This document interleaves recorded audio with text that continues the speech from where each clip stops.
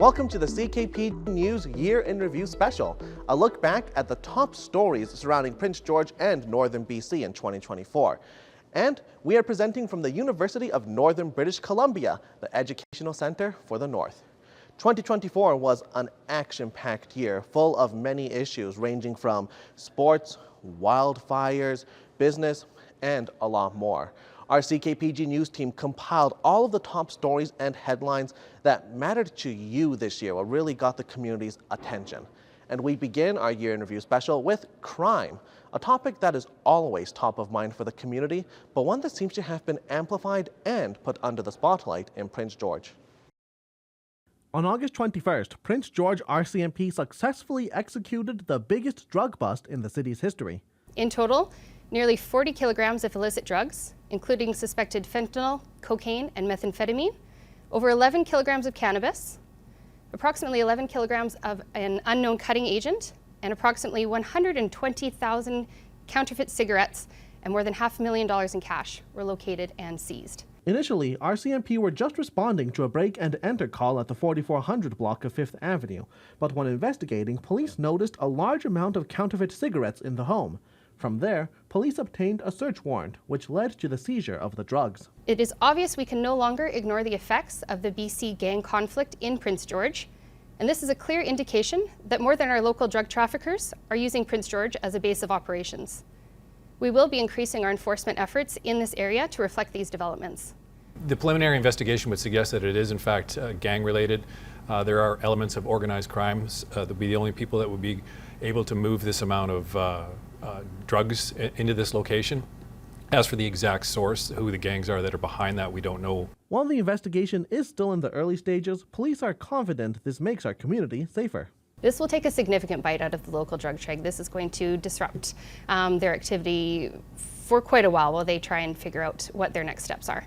This is very well likely involves all of North District. There may be a distribution component to this given the volume, but we certainly expect that it would be an impact. There was only one person in the residence at the time of the bust, and police say no arrests will be made until a lab can officially determine what the drugs are. We have to have a national lab clearly determine what these drugs are, unequivocally determine what the drugs are before we can make any arrests. Prince George RCMP also thanked the person who reported the break-in and encourages everyone to call in any suspicious activity, as you never know what it might discover. To call our system a justice system is not true, because otherwise we wouldn't be standing here with no justice today. That was the feeling of around 100 people who attended a rally outside the courthouse and the following court session regarding the two officers charged with manslaughter against Dale Culver, as a stay of proceedings was ruled by the Crown for Constables Paul St. Marie and Jean-Francois Monette. When you have RCMP members stepping in and doing atrocious acts such as this, how could they call that justice? How could they call this country a free and just country? After analyzing forensic data files, the Crown said it couldn't be proven that RCMP caused Culver's death.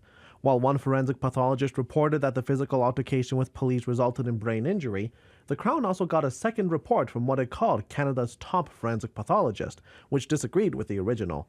The second report said Culver's death was caused by a heart attack due to the acute and chronic effects of methamphetamine use, and while the physical altercation exacerbated Culver's ensuing heart attack, the Crown ruled it could not be proven that the officers dealt any fatal injuries or directly caused Culver's death. What has happened here is tragic, but one wouldn't have thought that a component of the system would have got this that wrong. As the Crown said, there were no fatal injuries caused by the police. And that's the end of it. When we hear that a pathologist's report is no longer credible in this court system, there's something very flawed about our judicial system. There is no reason or doubt in my mind that it is still those RCMP's fault that he is dead, because without that given interaction that night, he would still be here today. As for the RCMP officers whose charges have been stayed, the National Police Federation says it's happy to close what was a long chapter in the lives of the officers. This exoneration comes too late, and the court of public opinion is relentless. It's cast them as if they were guilty, And today there were over 100 individuals protesting the charges being stayed, even in the face of now clear medical evidence that they were not responsible for Mr. Culper's death. For those lawyers to say that it's hard for the families and for the RCMP to have to put their lives on hold for these past 7 years to deal with this case is not okay. Imagine having your life have to come to a stop for anything to happen and still nothing happens 7 years later. Disappointment and heartbreak don't even begin to describe what was felt in that courtroom, as the judge ruled there would be a stay of proceedings due to insufficient evidence to 100% justify the manslaughter charges. However, the family of Dale Culver says they will continue to advocate and fight on his behalf, which could include an independent investigation in the future. It opened its doors in the summer of 2019. It was the second clinic to open in the north under the government's new primary health care strategy. According to Northern Health, the centre offers after-hours care in the evenings and weekends for people with non-life-threatening conditions who need to see a health care provider within 12 to 24 hours, but do not require the level of expertise found in emergency departments. But its future is at stake. Not a surprise to the BC Conservative leader John Rustad, who says healthcare in general is collapsing. Clearly, what we're seeing across the province with healthcare in general has been a disaster. It's on the verge of collapse. It's in a crisis. And it doesn't surprise me that a centre like this in Prince George would be facing these problems. The system Rustad is referring to is what's called the Longitudinal Family Physician Program, something independent candidate Coralie Oakes says she has heard from Northern physicians has been problematic from the start. They identified some pretty significant challenges, specifically with the new LFP payment model that doesn't take into consideration the unique circumstances that people working in Northern Health have. Our family physicians working in the north are significantly different than the urban ridings, and that scope of practice just was not taken into consideration, at least from the physicians and family doctors that I talked to. Rustad says it's another example of a program that doesn't take into consideration the differences between urban and rural. We have so many differences between the Lower Mainland and other places in the province, and this one-size-fits-all model that the government is pushing just doesn't work. That's why we want to be able to put a model in place for healthcare in British Columbia that's based on patients, not the system itself. In a statement, former Health Minister Adrian Dix says, if elected, we will absolutely be keeping the Prince George Urgent Primary Care Centre open. It is one of the most successful UPCCs in all of BC and plays a vital role in ensuring the people of Prince George and the region get faster access to the care they need. Adding, we're also taking action to strengthen healthcare for Prince George and Northern BC by expanding the University Hospital of Northern BC, building a new helipad and providing a new helicopter ambulance to make emergency travel as fast and as smooth as possible. Both Rustad and Oakes are concerned that should the clinic close, the emergency room at University Hospital of Northern BC will be inundated with patients, making matters worse.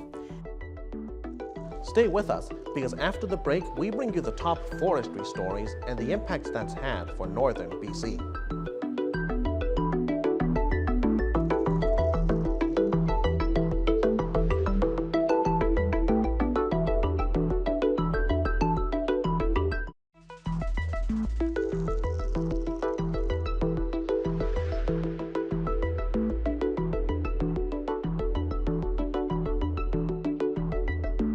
Prince George and Northern BC has always relied on forestry, and an unfortunate theme of 2024 was layoffs, curtailments, and closures. While this certainly hurts our local economy and industry, it also hits a lot closer to home for many who now have to find new work. Up here in the north, it's not looking very good. We're not getting a lot of support. 120 jobs are being lost due to the imminent closure of a production line at Northwood Pulp in Prince George. And that's just one of many cam floor closures and curtailments taking place in Northern BC. Bear Lake, Chetwynd, Houston, BC, and more have all been hit with closures or curtailments, which has workers concerned about their futures and livelihoods.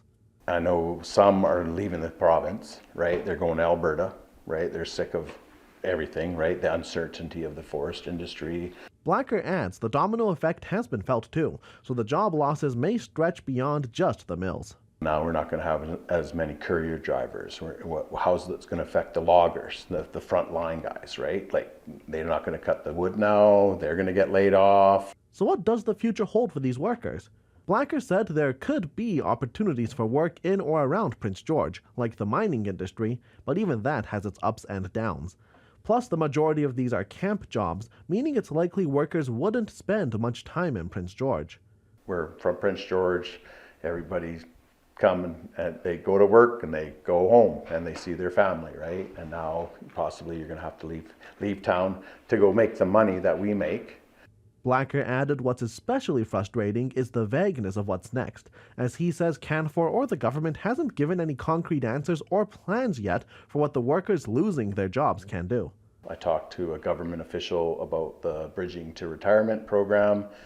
That's still ongoing, but the pot is getting a little low, so they need more funding, right? While Blacker's, along with many workers, outlook on the forestry industry is quite bleak, Blacker does believe there's plenty of opportunity to create more jobs, and it starts with creating more product manufacturing and not shipping raw logs elsewhere. Nothing should leave our province if it's not a product. If it's a sheet of pulp or a sheet of paper or a 2x4 or 2x6, whatnot, right? It shouldn't be raw material for other areas or other countries to produce and then sell back to us. It's not right. Pattison Media is owned by Jim Pattison Industries, a majority shareholder in Canfor. As of August 29th, at the end of the day, I will no longer work at Northwood. Paul Lacasse is a tradesman at Northwood Pulp. Due to the indefinite curtailment of one production line, Lacasse and several other union employees will be without a job. It's a very skilled, specific place to work, and they feed their families, very well from working there. And with the closure, there's 98 people losing their jobs. Me as a tradesman, I will land on my feet, but there's definitely a lot of people that are going to be struggling. Lacasse says his biggest concern is about young workers and is calling on the government to provide more retirement incentives to ensure younger skilled laborers have more opportunities. Anybody over 55 to 65 can get a package that would just be a lump sum to say, hey, if you retire, we'll give you money so that somebody else can take your position, and then they would go on retirement and collect their pension. And so it allows somebody to stay at the mill and work. In a statement, the Minister of Jobs, Economic Development and Innovation said, quote, "Government delivers a suite of supports through our community transition services for people impacted by weakening markets and changes in the forest sector. These supports include skills training, short-term employment opportunities, employment assistance, and retirement transition support for eligible workers through the Bridging to Retirement program." If there was bridging and the employee in my department were to retire, I would still have a job, and I would have a job. MLA for Prince George Valemount, Shirley Bond, is concerned about the forestry industry, but is confident there will be a future. We also need to be looking at, what are we doing today that is causing challenges for the industry, and how do we make sure that we have a forest industry moving forward? Bond suggests another alternative is to ensure our skilled laborers can find opportunities in other industries.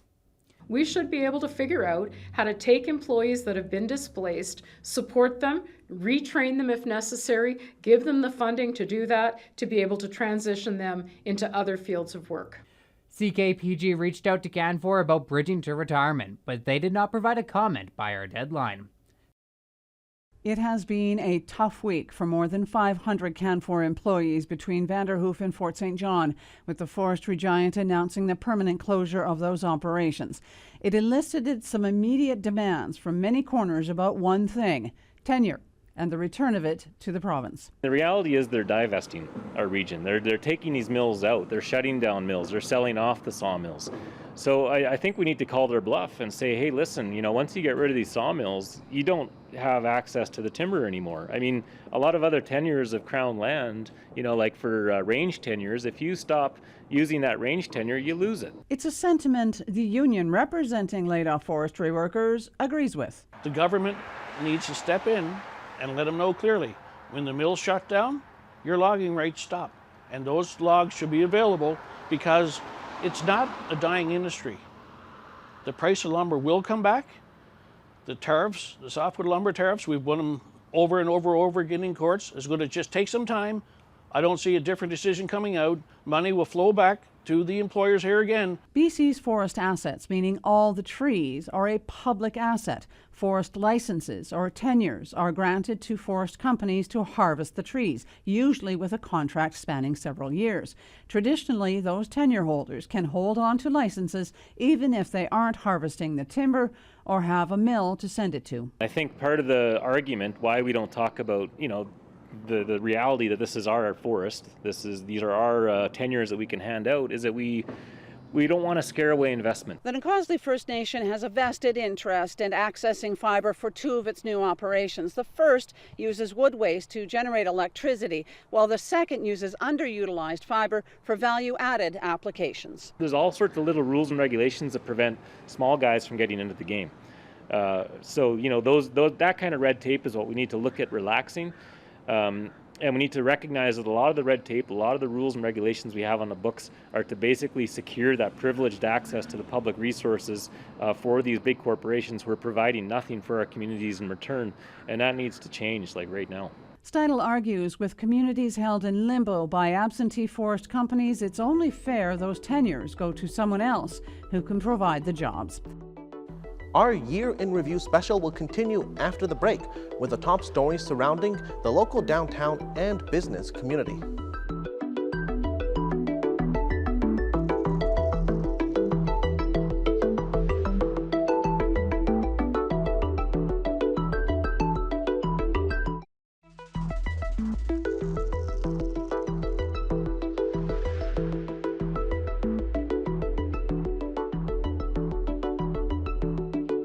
Downtown has been an issue in Prince George for years, but things seem to hit a fever pitch in 2024 as crime, vandalism, and more not only continued, but seemed to escalate.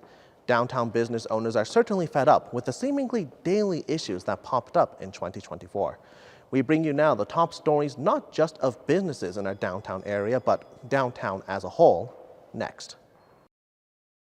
One of Hands-On Car Wash's U-Haul trucks recently burned to a crisp, and is just one of several fires downtown Prince George has seen recently. This is getting worse and worse. Last summer we had 2 fires behind the trailer here. They had to call the fire department to put the fire out on the brush. And then now we've got them sleeping in our vehicles and lighting fires in it to keep warm. And obviously this one went wrong for them. They're not of the right mind right now. They're just doing stupid things. Like, who sits in the truck that's burning for 10 minutes while it's on fire? I'm surprised the guy made it out alive. We've had 3 inside our doorways. We've had 3 beside our gas meters. We've had our dumpster torched. And then on Wednesday, when they had the big fire over on 4th, that was up against our main warehouse. The main warehouse fire was especially concerning, as a lot of dangerous and flammable goods are stored there. Had the firewall not held, we could have taken out the neighborhood. It's not just fires causing problems, though. For example, graffiti on business walls. This costs money to cover up, and if you don't, it could cost you in the form of a fine. Or, of course, a fence that has been broken due to a break-in. Repairing a fence obviously also costs a lot of money as well, so there are a multitude of issues that businesses here in Prince George are facing. We have the other problem with all the garbage and needles and everything on the ground. When I called the city, they said we're supposed to pick them up and give them to them. Well, I don't think WorkSafe BC would be happy with my employees picking up needles. Somebody's got to take some heat other than us. And there's no compensation for the businesses. If you make a claim, your insurance goes up. If you make too many claims, you can't get insurance. So we're always the ones stuck in the middle. Beyond the costs of repairing damage, businesses have also been saddled with having to pay for more security as well. The amount of money customers are having to spend on this stuff now because of the crazy moccasin flat situation and people just going around burning and breaking into things, it's incredible, and the city needs to do something about it. While many don't know what the exact solution would be, several business owners point towards the drug crisis as a major problem, and also hope for more incarceration, as businesses are growing tired of waiting for answers while costs of damages continues to rise. Students at the Intersect School program will find themselves in a new building next year, as the school announced it will be pausing its program for the 2024-25 school year, with one big reason behind this decision being unsafe streets. We I've had to call like the police so many times because we were getting harassed.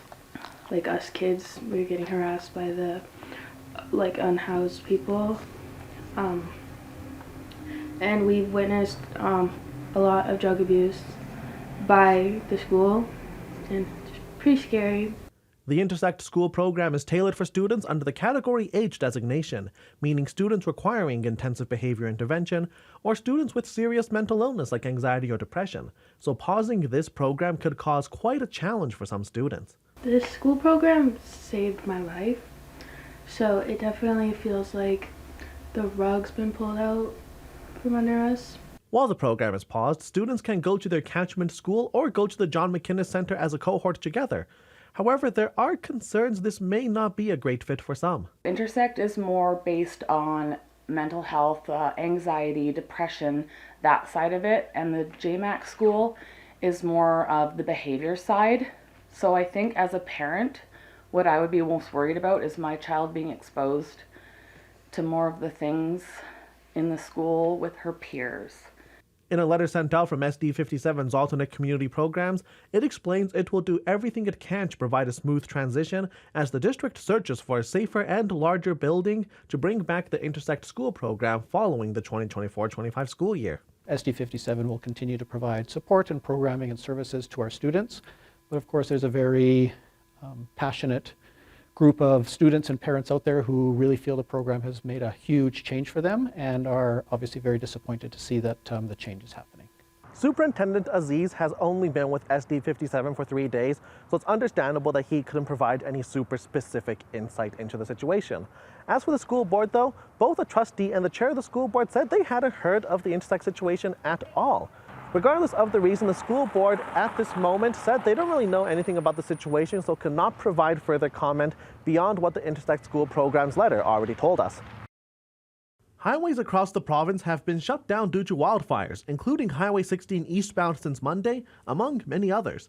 This has made traveling a headache for many, and it's also put a strain on the supply chain and several local businesses. We're just running alternate routes. The Highway 16 closure, we run around through Dawson Creek and come through the Pine Pass, which, yes, adds 4 hours on, and it's a direct cost to us. The additional 4 hours doubles into 8, as it also impacts drivers coming back. With hundreds of trucks being sent out, the costs can quickly add up. That's 8 hours a day of someone's wages we're paying extra, and then all extra fuel, maintenance, everything else, it all adds up, and yes, it would be hundreds. Jensen added Rosano Transport tries to avoid passing costs on to customers, meaning the company is currently burdened with thousands of dollars of extra costs. If the closures are extended or grow more severe, it's possible the cost would have to be passed on, impacting everyone involved. Transportation doesn't have, a high profit margin, so in those cases we have to pass that back on to the customers, and it would be passed on to each customer who would then share it. The BC government's Ministry of Transportation says it's aware of these challenges and works to continue to find alternate routes when a major highway has to close. We did hear from that there were some supply challenges, but it sounds like those supplies, whether it's fuel, groceries, are getting to those communities. So it is something that we certainly recognize and don't take lightly, but the closures do happen and are coordinated with BC Wildfire Services. You can find up-to-date information on all highway closures on drivebc.ca. The College of New Caledonia is predicting very few international students to arrive in subsequent terms and, quote, if no changes are made, unquote, the college anticipates an operating deficit in the 25-26 fiscal year and in the fall enrollment. So what does that mean for the college? We've already paused our new international student enrollment for intersession. So you can see the trends, less students in January, less students for intersession, and we will have less students for September. The college is planning budget reductions, which will impact programming and, by extension, jobs. This message from the government's been only 6 weeks. We've been working very hard and really being mindful of how we do this work. We've made some decisions. We've shared that now, and now our work is how do we manage? But there will be reductions, and we're looking across the college. We're looking at all labor groups. Is it possible the college may have put too many eggs in one basket, relying too heavily on international enrollment? Shelley Carter-Rose says the college did recognize the imbalance earlier between international and domestic student populations. Over time, we got a little heavy and a little out of balance, and we knew that, and that's why we were reducing. So it really is intentional. It wasn't a surprise. We knew this, but it's just a little more abrupt and a little more acute for us at this time. The college will maintain programs for international students who are currently enrolled so they may complete their studies, while it works to offer other programs to international students that align with the new federal regulations for study areas eligible for the postgraduate work permits. In the meantime, the college plans to redirect its attentions in terms of enrollment elsewhere. The last 3 falls, CNC has had an increase in our domestic enrollment. That's unheard of in the province. Majority are declining. So our enrollment management work was positioning us more focused on domestic, and we're going to continue that. In fact, we've been saying that our domestic work will go on steroids now. She says this sudden set of restrictions of international student enrollments and programs has really cast this country in a dark light in terms of destinations for education. Coming up after the break, the top stories impacting community, from trailer parks to town halls.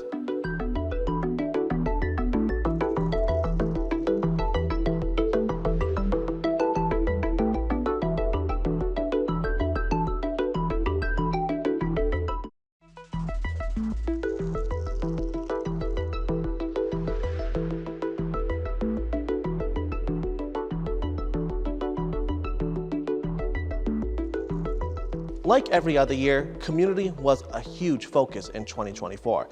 Residents were not shy about making their voices heard, especially at town halls, some controversial, making waves in Prince George and northern BC.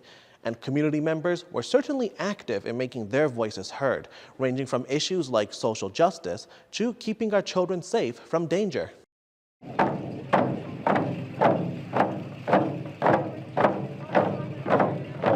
A march to support truth and reconciliation took place before Tuesday night's contentious council meeting in Quesnel.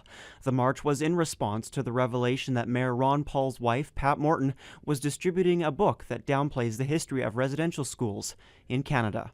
Nobody is ever going to change what has happened to me at the residential school. Nobody's going to change it by distributing the books. The march concluded at City Hall, where an estimated 350 to 400 people were in attendance, and tensions were high inside a packed council chambers when a new piece of information was revealed. Since this point in time, it has come to our attention that Mayor Paul himself has been handing out these books to individuals. So that is not a factual statement. It came to light that he had physically handed out the books himself. So he lied in this chambers. At the previous council meeting, Mayor Paul had stated that he had not read the book, and in light of the new information, 3 councillors, Scott Elliott, Lori-Ann Rudenberg, and Tony Goulet, called for Mayor Ron Paul to step down. Mayor Paul denied the allegations against him that he himself was handing out the book and resisted calls to step down. The next election is on Saturday, October 17, 2026, and I'm convinced that I want to stay and work through to that date. Chiefs from multiple First Nations showed up and had the opportunity to speak, and they too were calling for change.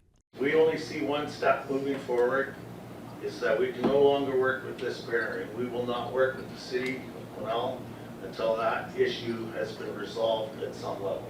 Many speakers used the public remarks portion of the meeting to relive painful moments and also tell council how much the events of the last 2 weeks have affected them. Whoever wrote that book, they weren't in residential school with us. They didn't know what we went through. Now the conversation has turned to what council will do now to try and repair the damage that has been done. We've got to do something for reconciliation to make this right, and I don't feel with the mayor at the helm that that's going to happen. From here, a report for a motion of censure will be brought forward at the next city council meeting. A motion of censure is a motion expressing condemnation of an official's actions. Things that are hurting me inside, because, you know, as potty training for kids go, I use buckets.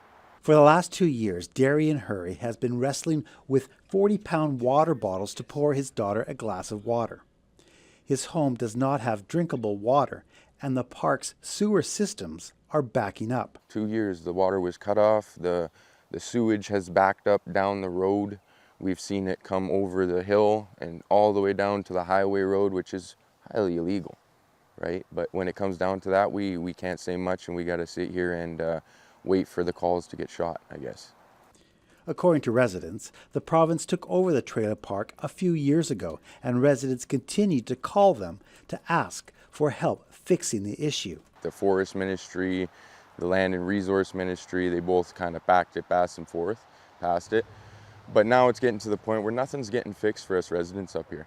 2 years ago, the province dropped off porta potties at some homes. A lot of older people that struggle with lifting heavy water jugs and that don't want to be sitting on outhouses in the middle of minus 30 weather. According to area MLA John Rustad, the province has left close to 80 people who live at the Lakeview Homes Park high and dry. They're talking about doing legal action now to be compensated. They're going after the province. I mean, I've got reached out as well to the Ministry of, I guess it's the new lands ministry under Nathan Cullen that has now taken this over with regards to it. And so I've still yet to be able to connect and be able to have an actual conversation with them about what their plan is. There's no other place I could think of in the province where people would accept this kind of treatment from a government. Residents say only about 20% of the water system was repaired, and the sewer system was also repaired, but now it leaks. We're looking at septic water right here that runs out of that hole in the ground right there. In the meantime, Hurry's children are asked not to play near the exposed sewer water, and weekly portable water deliveries are delivered to the homes of residents waiting for an answer from the province. We contacted the province for a comment, but they couldn't provide a statement for our deadline. Emotions ran high at a community meeting in College Heights on Tuesday night. Uneasy residents voiced their concerns over a 10-unit complex care housing unit which is slated to be built on McGill Crescent. Representatives from Community Living BC and Northern Health were present to answer questions as they are involved in the project. Where's the line in the sand? Quit patronizing us. We know we don't want this. At least the majority of us don't want it. So find somewhere else to put it. We'll take a seniors home. We're not going to have this. We do need a facility. I'm 100% for that. But pick a location, not in the middle of families. Come on, you guys. Put seniors in there. Will the residents be long-term, and how are they screened? But one party was notably absent. The big hole in the meeting was that BC Housing neglected to come and participate. And so I think that just fueled even more anger and left more stones unturned, if you will. Mayor Simon Hughes says that he wants to have a meeting between Council and BC Housing to discuss further details and communication to residents in the area. We are elected by the people here with a certain trust to make sure any type of development in their neighborhood is communicated to them in a timely fashion. Why College Heights? Why this location? Why 10 units? Many questions from residents included who would be housed in the 10 units, but those answers could not be provided directly as Community Living BC and Northern Health do not know yet.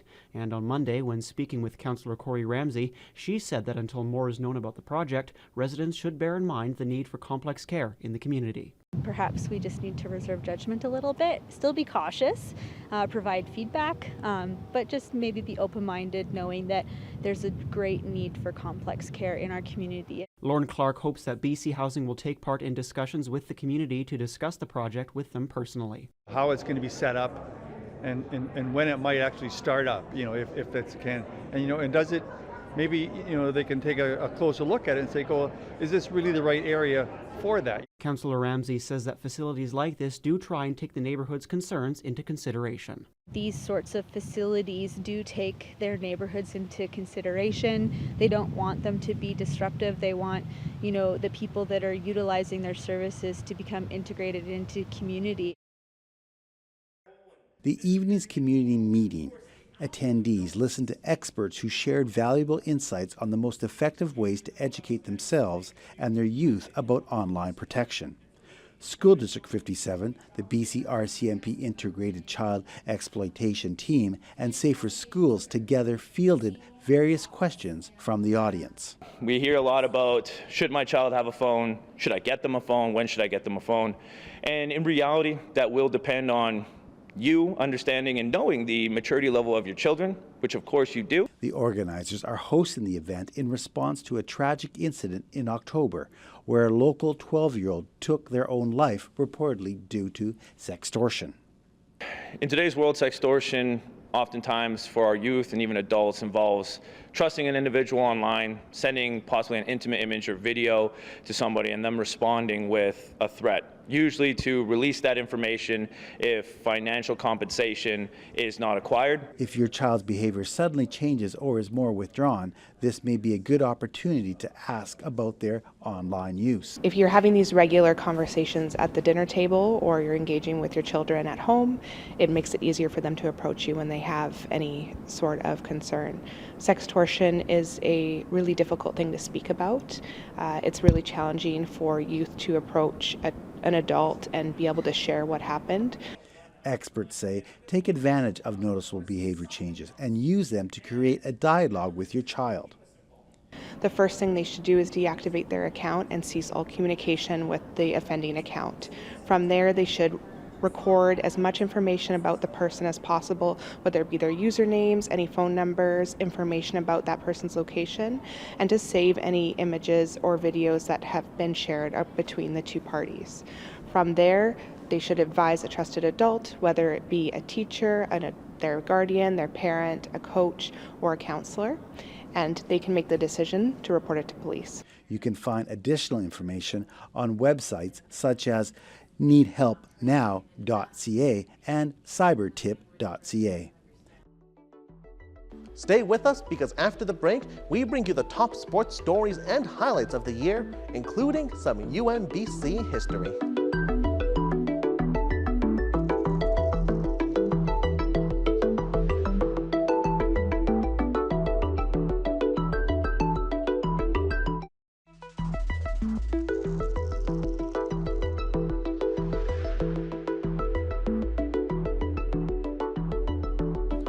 2024 was a fantastic year for the UMBC men's Timberwolves basketball team, but they weren't alone when it came to historic finishes in 2024. Whether it was the Prince George Cougars also having a fantastic season, or Prince George hosting some world-class sporting events, there's no doubt 2024 was an awesome year to be a sports fan. It started with a big win over the UBC Thunderbirds, a great way to make your presence felt in the playoffs. Then came a comeback win against the hosts, with UMBC beating Manitoba by a score of 84-78, sticking with them all game before pulling ahead. A semifinals berth for the number 12 seed, a Cinderella run in the Canada West playoffs. Unfortunately for the UMBC men's basketball team, it would be the number 1 ranked team in the country that would be the evil stepmother and show the Timberwolves out, as Victoria, who went on to win the tournament, had a great second half in an 80-68 victory. But the T-Wolves wouldn't hang their heads and mope around, as they still had a big game against the Calgary Dinos for 3rd place and a bronze medal. 4 different players scoring in double figures for UMBC, led by Chris Ross, who paced the team with 25 points and a career-best 7 3-pointers in his final U Sports game. And one of the smallest universities in Canada making a big impact in Canada West, claiming their first ever Canada West medal with a 94-80 victory and cementing themselves in Timberwolves history. Yeah, the first quarter I was definitely coming out trying to play hard. I've been in this spot before with my high school team where we ended up in the bronze medal game, and I know sometimes it's hard to get up for that game, but I know it's way better to end on a win. So I tried to do that today too, come out, play really hard, and I was really trying to get on the guys to play hard, and we'll feel a lot better if we come out of this with a win. The amount of people we got watching the games, tuning in, commenting on all the social media stuff, it really shows how many people care about us. It's unreal, really. We came in preseason poll at 15, and to finish 3rd with this special group of guys is just unreal. You look at a lot of the top teams in Canada West, and they don't move the ball very well. They're not used to seeing 5 guys across the scoreboard get double figures, and so we shocked a lot of people with that. On the other end, it was just, secure some rebounds, don't give them a lot of extra possessions. I'm looking forward to the little medal ceremony where I get to finally put some hardware across the neck. It's going to feel real nice. The Prince George Cougars were flying high. In the Western Conference Final for the first time since 2007, one of the most successful seasons in franchise history, and all of a sudden, it was taken away after a double overtime loss to the Portland Winterhawks. Still hurts. It's still sitting in there. We were looking to go all the way this year, and we gave all we had coming into the playoffs. We tried our best and played hard, and when sometimes you lose, sometimes you learn from these moments and you go on. Now it's a look to the future for this team. There were plenty of young players contributing. 7 rookies adding to this group throughout the year, none more important than goalie Joshua Ravensbergen, who led the WHL in shutouts and had incredible numbers for a 17-year-old. Although watching other rookies have success helped him throughout the year. I think it definitely helped also seeing Parasak and how well he was doing his rookie year, and be like, maybe I can do well too. But, seeing how well everyone else is doing kind of brings everyone up, and it definitely helps. Now it's about building on that success. The Cougars broke multiple records this year, including attendance, and the team is already hungry to do better, while making sure the CN Center is packed with fans for years to come. It's the best fan base I've seen, and I mean I've been in a lot of louder rinks, and by far in the playoffs here, this is the best it's ever been, and so loud and passionate people, and that's what it's what Prince George is. So I think obviously going to these next years, and I know for a fact that this organization is going to stay on top, and hopefully get her done. This team will look different next year, but still have a core ready to compete for a WHL championship. Prince George was hosting the world's best para-athletes for the Para-Biathlon World Championships and Para-Nordic World Cup Finals. Competing at the highest level of sport in the world takes an insane amount of dedication for any athlete. But for some para-athletes, it could take even more work to overcome adversity. Paralympic sport changed my life after my car accident. Before my accident, I don't like sports. But before my accident, the sport changed my life. I love sport. My sport is my life. With a vision impairment, so I always enjoyed being outside, and have been doing it on the same as every one of my friends that's not visually impaired, and I always enjoy skiing. And one day I had a possibility to go skiing as a para-athlete, and I couldn't let that chance go, so I'm trying my best to make it as far as I can. Yeah, I mean, just continuing to lead a normal life just like everybody else. I might have a disability, but I'm no different in wanting to chase and pursue my dreams and passions. The chance to compete at the highest level in the world is certainly savored by the athletes, whose daily training and commitment to the sport has paid off on the world's biggest stage. I really enjoy it. I'm looking forward to these finals the whole season. There's been not so many competitions this season, so I think it will be good, and I really enjoyed it so far. My mom's here watching, and there's so many Canadians in the crowd cheering us on. It's pretty awesome to be able to hear people yelling at you throughout the entire course. I mean, I don't want to let Canada down, so I'm out there doing my best. This was the second time Prince George hosted these world-class Winter Games, and with how well it's gone, it's possible we could be seeing it again. And with that, we may see some familiar faces return. And that is our CKPG News Year in Review special. Thank you so much for joining us. There's no doubt 2024 was an action-packed year, full of a lot of ups and downs, and there's no doubt that there will be plenty of events and memories that will be remembered for years to come.